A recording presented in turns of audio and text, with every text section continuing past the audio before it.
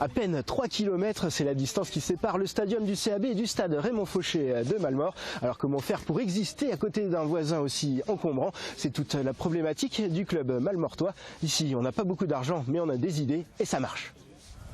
Allez, on est parti, c'est en mouvement, Boudon. Allez, on est parti. Allez, mets de la vitesse, encore, Marco, encore, dans le même intervalle. Fais jouer. Sébastien, l'un des coachs, est hyper motivé, à l'image de ses joueurs comme l'emblématique Ludovic Fournier. Ancien footballeur à l'Étoile, l'arrière et prolifique buteur a débuté le rugby sur le tard.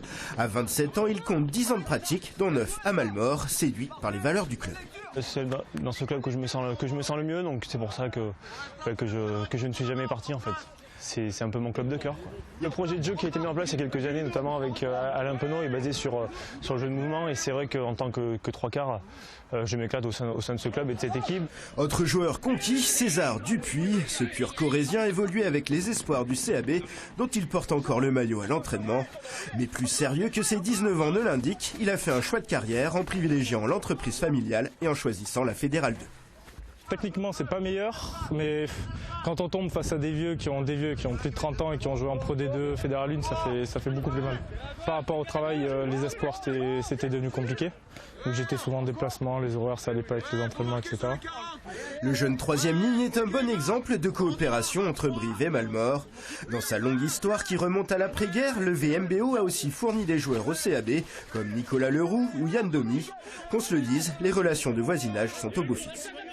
C'est une grande chance d'avoir la grande maison du rugby à côté. On a un travail qui part des plus jeunes jusqu'à l'équipe espoir. La malchance, c'est qu'on est en Fédéral 2.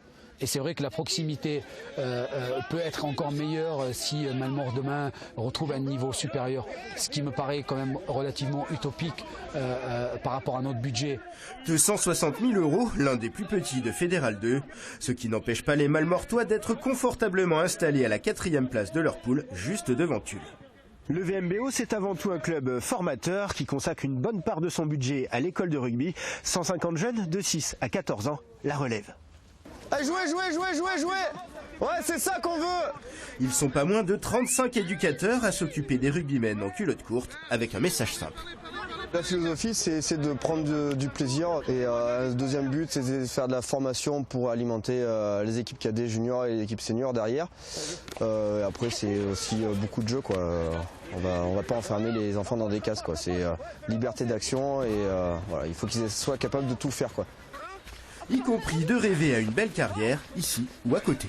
Moi j'aimerais bien après aller au CAB peut-être, et puis peut-être aller plus loin, on sait jamais. Et l'équipe 1 de Mallemort déjà, ça te plairait ou... Oui, c'est déjà bien, Fédéral 2 c'est un bon niveau. Et puisqu'on parle ambition, le VMBO peut légitimement viser les phases finales de sa division, pas mal pour un club destiné au départ au rôle de petit poussé. Prochain rendez-vous à domicile pour les Mallemortois, la réception des Charentais de Puylleborough. Ce sera le dimanche 11 février. Le CAB ne joue pas ce week-end-là. L'occasion est belle de venir encourager le voisin mallemortois. Voilà, c'est la fin de cette édition. Excellente soirée sur France 3.